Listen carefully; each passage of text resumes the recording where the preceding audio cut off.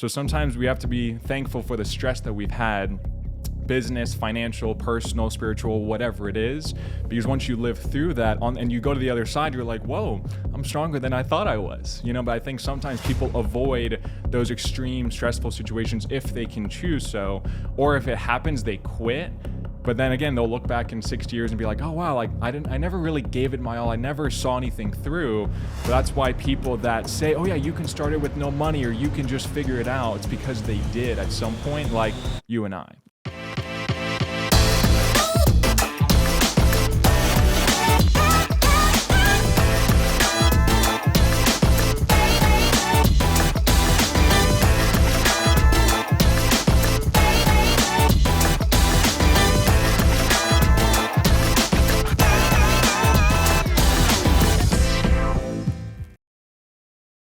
Hey guys, welcome to the Troy Gramling podcast. Once again, it is an honor, as always, to get to hang out a little bit. And our goal is to build a sense of community, to partner with you so that you can reach your potential. And you think about it, that's in a lot of different areas of our lives, right? You got your spiritual life, your relational life, your financial life. And so we love to talk with folks who are succeeding or who are progressing, you might say, towards their potential in a lot of different ways. Today, is going to be exciting. Now, before we get to our guest, I do want to remind you, if you haven't already, you can subscribe, share. Hey, if you hear something that encourages you, inspires you, I'm sure it would do the same for somebody else. So be sure and share it. And you know what? There's a ton of content on this channel, and check it out. But today, I want to introduce you to, hey, there's not been a lot of people who have come the second time, but we have a two-time guest today.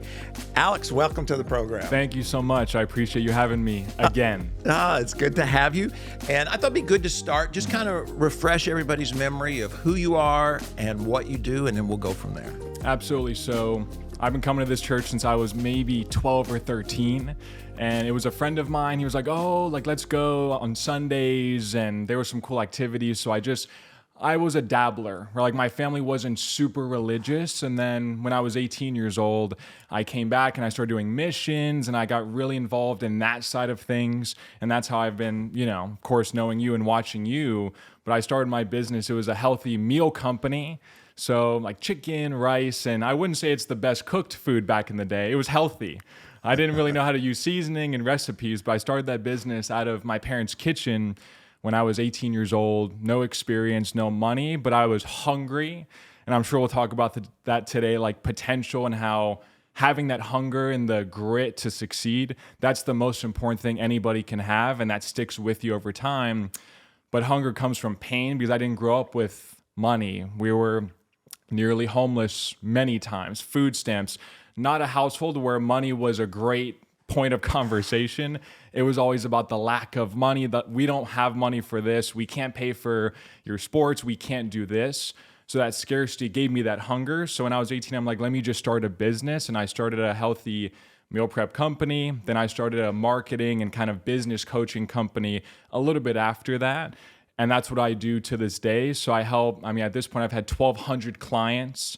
Maybe 10 million views on YouTube, Instagram, and stuff like that. And I help business owners and a lot of people grow their companies with social media marketing, online marketing, and things like that. I've noticed, though, since our last interview, a lot of what I help clients with is not just the marketing and the business kind of logistics. It is that kind of psychology of how do you just get started. A lot of people, they have this mental gap. They have so much uncertainty that stops them from really taking any action, right? They have so many things holding them back. And I think that's where I've grown, even in the past year since I've been on the podcast, and really helping business owners and entrepreneurs get out of that kind of state of stuckness and not being able to go from point A to point B. And so I'm sure we'll discuss that. But yeah, I started really, again, with no money. I sold my car to fund my business. 2 minutes from here, there's a Starbucks. I'd go there 7 days a week because I used to live by here. I'd ride my bike 7 days a week. I'd go there from 7 a.m. to 7 p.m., work on my laptop, try to grow my little businesses. But it's that hunger that I still have today to help, to serve, to give. And I think we'll talk about that and how at the end of the day, there's a lot of smart people that can't fight their way out of a paper bag. They don't have that grit. They don't have that determination. So a lot of the time when we look at our past and maybe some struggles we've had, a lot of people like to play, oh, if I didn't have that happen in my childhood, or if this didn't happen, I would be in a better place today. They like to look at the past and only look at the negative instead of saying, hey, that's a blessing.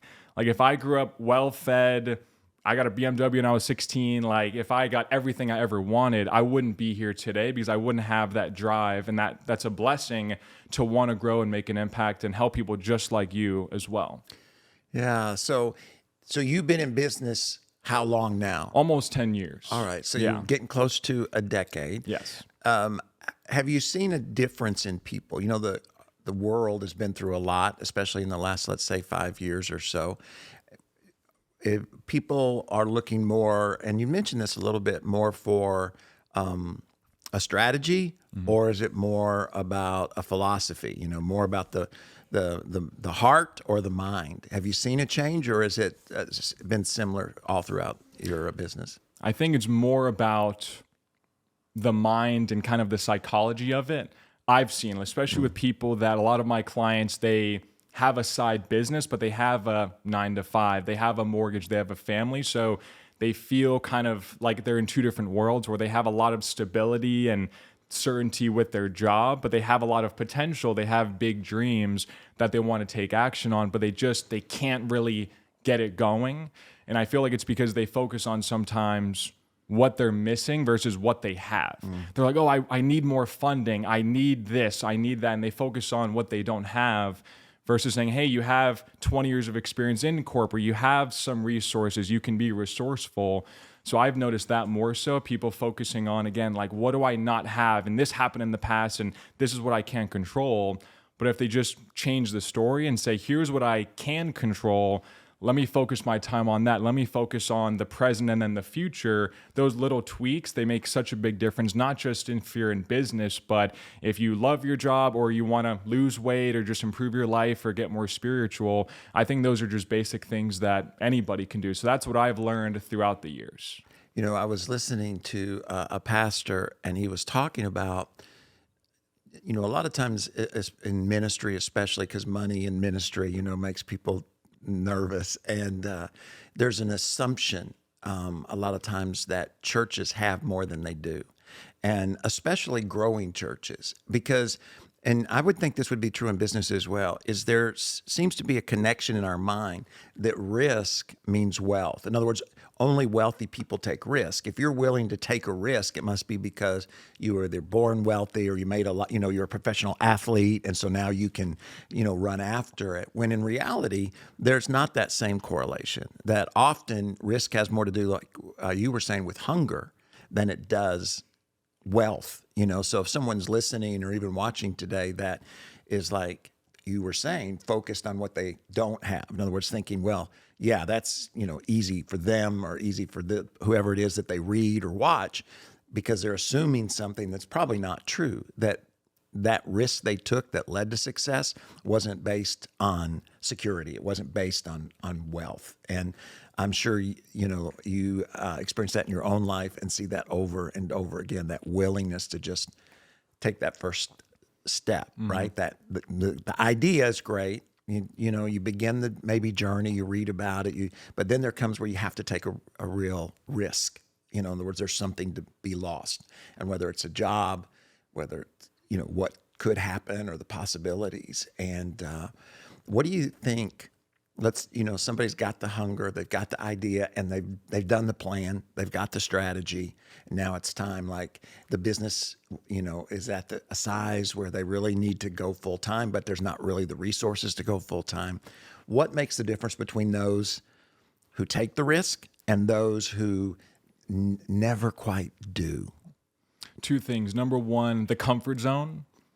I think a lot of people, like you're saying, they have the skills, they even have the money, they have everything they need to succeed in whatever it is they're doing, but they just stay in their comfort zone because it's comfortable. But they think, oh, I'm nervous, I'm uncertain. That means that this is a bad idea. It's really them letting the fear of failure, the fear of embarrassment, the fear of what if I do this and it doesn't work, then I'm going to feel like I'm worthless. Like that's kind of what it boils down to. So that's number one. They don't exit that comfort zone at any given point. Number two, they haven't done the rocking chair test. Or like imagine, and you could visualize if you're listening, but if you're 80 years old, your eyes are closed, you're in your rocking chair, you're on your porch, you're retired, you're just rocking back and forth, and you think, do I have any regrets? Like, did I do the thing, and if it didn't work out, I still gave it my all? Like, I tried the business, or I changed careers, or I pursued my passion, and I really gave it my all, or not? Most people, they'll do that test, and they'll think, oh, the way I'm doing things right now, I'm going to be failing that rocking chair test 50, 60 years down the road. So that sometimes has to be what I tell myself, because I'm a little bit comfortable in certain ways more than I was when I started. So I'm even a little like, once you have maybe resources, when you didn't, you become more protective because the scarcity doesn't leave you. So you're not 100% abundant, but I still have to do that test. Like if I don't keep growing, if I don't keep changing, I'm going to do that test later on and think, hey, you had great initial progress those first 10 years, and then you got comfortable, and then you did what you tell people not to do. So I think it's those two things. No, that's good. You know, we're in the process of, because I've noticed that a lot of times when you're called to make the risk, isn't always at the opportune time. You know, I think about whether it's purchasing a piece of property here around the church or a campus. Right now, we're in the process of starting a university. You know, in the last 3 or 4 years of the church that is financially challenging since COVID as any time since I've been here. So ideally, it's not the ideally time to take the risk of starting something brand new like a university. But, you know, it's now the time. Now we've gotten the license from the State Department of Education. You know, all those things have all fallen in line. The question is, are you going to go then trust, you know, in our case, trust God and trust the people that He's brought us and the abilities that we have to start this university that in the long run can have a huge impact on worldview, have a huge impact on developing the next leaders or business people or president or ministers or whatever, and financially can impact the church 100 years from now when we're all gone. So, you know, it's that we all think, you know, if the risk would just come at the right time, but I don't know, is that your experience? You know, that risk and opportune, they don't always fit together They just never right. do. I call it the perfect time tax, because I work with a lot of people, but I've also spoken with a lot of people, whether I do like a seminar or they're trying to work with me, and they're like, this is great, Alex, but like right now is not the perfect time. When the time is perfect, or when I have the right amount of money, or when I have the right amount of energy, like they're waiting for this perfect time that will never come. And it's kind of a form of perfectionism, which people think is a good thing, but it's really not. Sometimes good is good enough. I'm sure. And that's why you're willing to take that risk that you did with the university, because you've grown and you said, you know what, I've lived through so many economic cycles or cycles with the church. So you're confident that if we execute this, it's going to work out in the future, even if the present is a little bit stressful. I think sometimes if people don't live through those stressful experiences, they don't have the grit to make those decisions. So sometimes we have to be thankful for the stress that we've had, business, financial, personal, spiritual, whatever it is, because once you live through that and you go to the other side, you're like, whoa, I'm stronger than I thought I was, you know. But I think sometimes people avoid those extreme stressful situations if they can choose so, or if it happens, they quit. But then again, they'll look back in 60 years and be like, oh, wow, like I never really gave it my all. I never saw anything through. But that's why people that say, oh yeah, you can start it with no money, or you can just figure it out, it's because they did at some point, like you and I. Yeah. And I just encourage anybody that's watching or listening to follow your example in the sense of doing it while you're young. Because the reality is, you know, you tend to think that as you get older, you'll have more of the things you need in order to succeed. And truth is, maybe you do have more stuff, more resources, more relationships, but all that means is you have more to lose. And you know, fear is a great non-motivator. You know, you can become comfortable. And if you haven't been through it, if you didn't take risk when you were young and see, you know, how you worked through it, and that all the things you just said are so true. But if you don't see those when you're young, I believe that they're more difficult as you get older, even though you may have more resources and more connections. You may have all the stuff that when you were young, you think you needed to succeed, but that just means, you've got less time to, when you're young, if it all screws up, you can always start over. I just turned 58, and, the reality is, a midlife crisis is when you come to an age where you realize you don't have enough time to accomplish all the things you used to dream of doing. And it's like, how do you deal with that? Because I think a lot of times our dreams are they're just for us, one generation. And biblically, I think we could even be held responsible for 3 generations, in that. And I would challenge people, is your dream bigger than just you, bigger than just your kids? And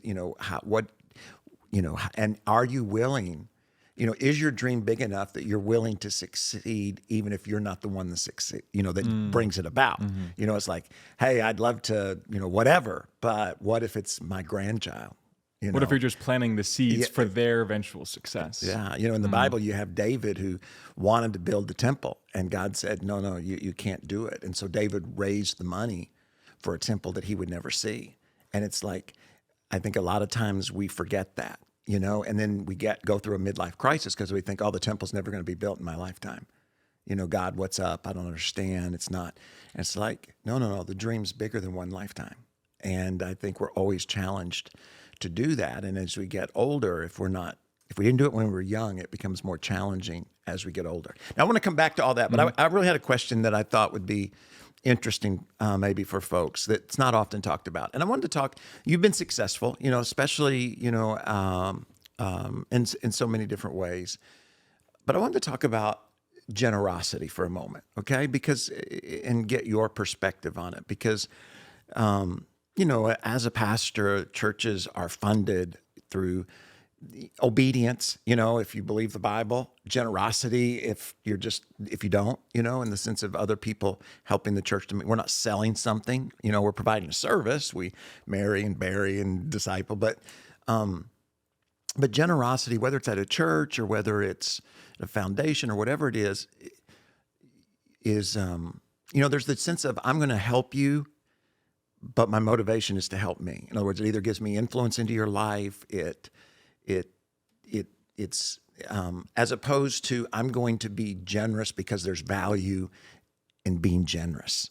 And have you worked through any of that? Have you thought through any of that? What have you seen in your own life, in the lives of the folks that you work with, as far as the role that real, generosity plays? In other words, you're giving something away, and there's always a return, but the return is not in your bank account. It's not apples and apples. Yeah. I think if you're generous when you don't have much, if you are generous, then you will be generous and you will be more abundant. So I think I look at it as kind of scarcity and abundance, where, there's the IHOP down the road, there's John the Baker. So when I would be at the Starbucks, working, I'd be starving. Here's when I had maybe $500 to my name, $1,000 to my name. If I had a waitress that was like over the top, amazing, like next level service, and it's like a little diner, a little IHOP, if my bill was like $20, I'd give them 40, or like I would give them 50, which isn't a lot numerically, but it is like, that's 5% of my net worth, right, if you think about it at the time. But I did it without thinking about it. Or even I talk about the missions trip. I believe it was Hurricane Maria. We went to Puerto Rico. You guys helped sponsor us. And I haven't been on a trip since that. I came back relaxed and recharged and energized because it was totally out of generosity of some money, but really time and trying to care on them and love on these people that went through such a tragedy like they were my family. I've been on trips since then, and I come back and nothing relates to that. So I think when you're generous, when you don't have a lot, that changes something in your mind so that it helps you think, hey, I'm giving this away. I'm not getting something directly back in return because I know I'm going to add some value in my other aspects of life, and I'm going to get even more back. So it's kind of a constant trade-off of how can I get out of scarcity more into abundance. And I think generosity is one of the biggest things. And if you don't have money, you can give time. If maybe you don't have time, but you have money, you can give more financial resources. Resources is everything that we have. Financial is a resource, right. Like you're saying, this church and all the great things that you guys do, it runs off of people's generosity with their time, but also financial resources. So I think you have to look at where you're at and think, okay, am I really being as generous as I can be, or even slightly. And I think people have to really ask themselves, what can I do? Again, maybe you can't do 30 hours a week of volunteering, but maybe you do 30, right? Maybe you start with 4, maybe you do 5, and maybe you just think about, how can I switch from that scarcity to more abundance in different areas of my life? So, I mean, that's my experience, but everybody's different. But that's just, again, and even as I've grown my business and maybe made more, donating and doing like Feeding America, feeding like tens of thousands of people, I've been doing that. And I want to feed like over my career 100 million. So that's, I have time to do that.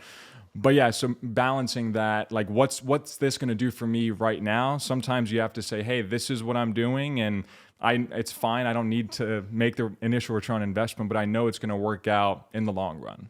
Yeah, I think, there's a lot of folks who have a lot of stuff, and not in any sense negative, but they're hollow on the inside. And I think,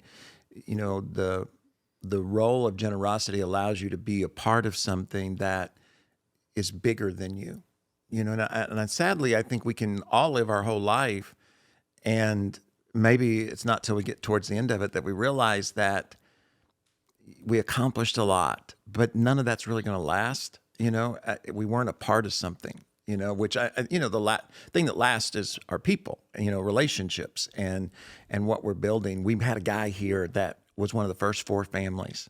He was 86 years old. He hadn't been here in forever, and he came by and he was just amazed. Those 4 or 5 families borrowed. They had to, because, they didn't have enough money to buy this land.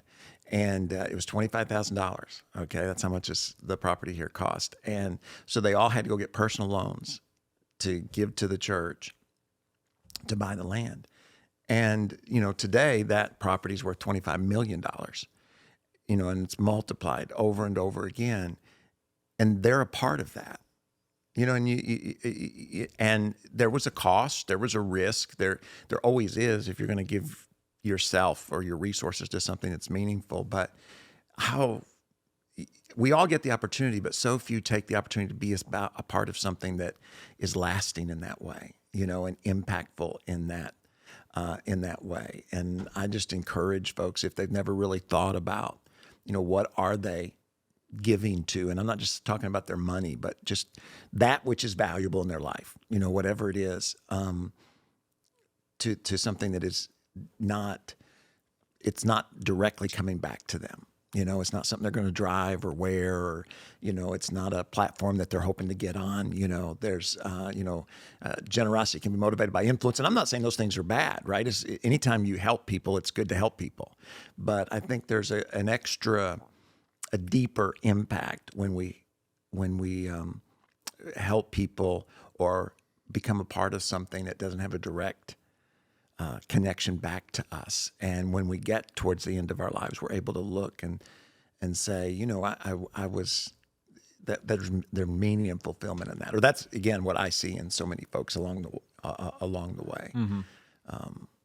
And so, again, I just encourage folks who are watching or listening to think about that for their own life. Mm-hmm. What are they a part of? Because like you say, it's not about just being wealthy. It's everybody's got something.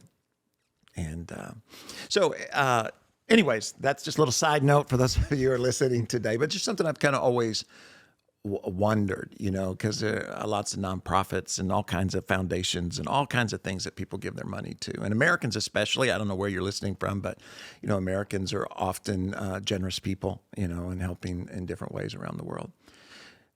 So let's talk about, I know anytime you talk about success, you talk about taking new ground, that people have, I can't, so talk about some of those that you've helped people overcome. I know we've already talked about a few, but what are some of the other things that, people, they want to go to the next channel, or they want to, but it gets in people's way from actually succeeding? Mm-hmm.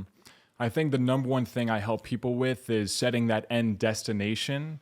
So whatever that is for them, maybe it's a certain amount of revenue, or for some of my clients, it's like, I'd love to grow my business enough where I can give $500,000 a year in just pure tithing, or a certain amount of meals, right? Once you set the end destination, then you can revert back to the present and think, what I'm doing right now, is that going to get me there? 99% of the time, of course not, right? That's why they're talking to me. So then they have to think, okay, well, that's the end destination, whether it's a year from now, 10 years, 20 years. So what is that step-by-step basic action plan that they can do starting today? So I think it's taking things out of their brain or out of ideas into execution. We all know someone with $1 million idea or even $1 million skill set or whatever it is, but they don't execute on it because they make it too complex, right? Complexity is the enemy of execution. So if you have simplicity and think, hey, here's the end target, here's where I'm headed. Again, it doesn't have to be numeric, but it should be objective, because then it's like, okay, am I on the right track or am I not? It's not a feeling. It's like I am 50% of the way there, I'm 0% of the way there, whatever their target is. Then you have to go back to right now and think, what is that step-by-step plan? What actions can I take to get closer to that? Not that it's going to happen anytime soon, possibly, but what are the things I can control? Again, going back to self, what are things that I can control that maybe don't even take money that I can start doing? Like you mentioned, even planting seeds for the next generation, maybe that's their target. So taking accountability, starting to take action consistently for a long period of time. If you do that with your fitness, your health, your wealth, your spirituality, you're going to be successful. Your generosity, long-term, right? Consistency and just taking action with tunnel vision, it's going to work out. So how do you do, I'm sure you had clients that all of a sudden a tornado happens or a hurricane or COVID, one of those kind of things. And what they saw at 18 months away, they were making progress towards it. And now, maybe it's 5 years as opposed to 18 months. And so now they've got not only the reality of whatever the challenge is in front of them, but they've got the emotional and mental challenge that's in front of them as well. What would you say to someone who's come up against, something that they weren't expecting and had no control over, but now they have to deal with it in reality and in their mind as well? Exactly. I just had a client in California, their house got burned down from the fire, right? And trust me, I'm a pretty empathetic guy, but they were just complaining. And I'm like, hey, at the end of the day, it happened. It's in the past, but you have a family, you have a business you want to grow. So you have to think again, next, not just, push through and it's going to be great. Think 18 months from now, you're going to be proud of yourself because you overcame that extreme stress. And who knows, maybe they move to Florida. Maybe they meet new friends. They meet new mentors. There's other opportunities. So the best way they have to look at whatever extreme stress that's completely outside their control as a blessing and think, hey, it was meant to be for whatever reason. So there's nothing I can do about that happened. I have to move forward into the present and the future and think, again, what am I going to take action on? What can I control that's going to change things a month from now, 6 months from now, 18 months from now? And again, it's not an easy message to deliver because my house didn't burn down. But again, in reality, there's only so much that they can do to say, I wish I would have had sprinklers or I shouldn't have lived there. So it's just about thinking, hey, once you live through this, you're going to realize how strong you are and what you can overcome. And then maybe your company grows 5x from that because you push through to another side of yourself that you didn't think existed. No, that's good. Hope is always in the future. You never hope for the past, right? You don't hope, I hope I have a great, 22nd birthday when that was 20 years ago, right? Regrets in the past and hopes in the future. And I think we all get to choose where we're going to live on that side of it. Yeah, focus is relative to the individual, right? So you've seen that meme, and people listening have seen that meme where there's somebody who's riding a train. It looks like they're on the side of a mountain, and there's two people. One person is looking at like the dark, like dungy kind of side of the mountain, and they're really sad. And then the person 5 feet from them is looking at the sunshine and the open sky and like optimism, and everything is amazing. So again, if you focus on, hey, this is my situation, there are some pros, there are some cons, you can always come up with some pros. I think a lot of people just focus on, here's what's missing. Here's what happened in the past. Here's what my dad did to me when I was 11. And I think it's impossible to be happy or productive when you're living like that, no matter what stressful situation you dealt with or are dealing with. So, again, focus is, happiness at the end of the day. And it's focused on, okay, what can I control? What does the future look like? But at the same time, living in the present, because we all know people that just talk about the future, and they're still, even as they get success, they still feel like they're lacking. They still feel like they have that scarcity because they're just pushing. So sometimes you do have to say, hey, the future is the future, the past is the past, but today I'm again, I'm talking to you. I'm so grateful for this conversation. And sometimes that's what you have to do as well. And the cool thing is we all get to decide that. I mean, everybody has the ability to determine what they're going to be focused on. It doesn't cost any money, doesn't take anything. It's just, what do you decide? And some people just need that finger snap. Hey, change your story, and then they could change their life.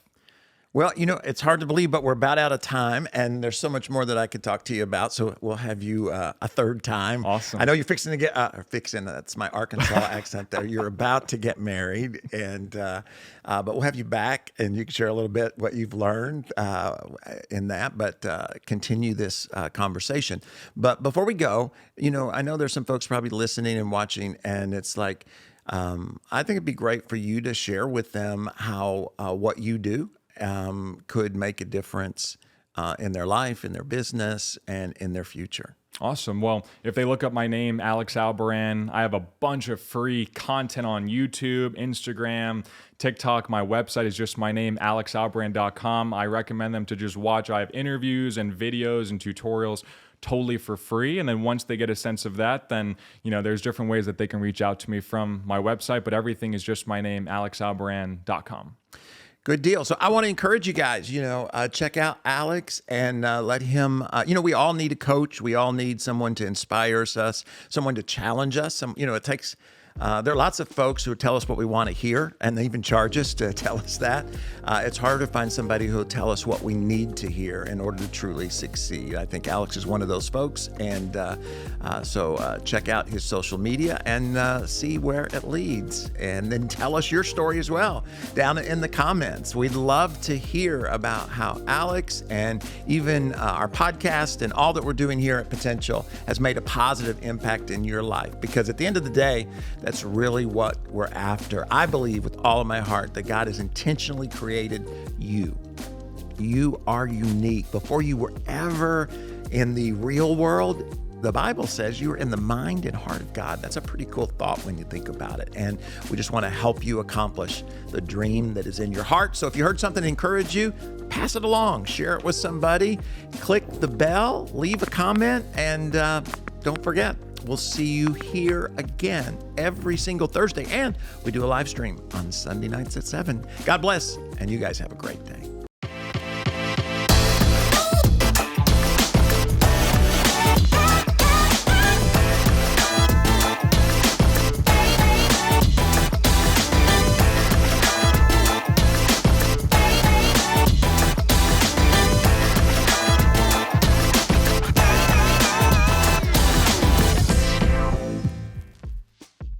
Wait, before you go, if you're enjoying our content, check out this interview or this one here. They're both really good. And don't forget, subscribe. It's really important. We'll see you next time.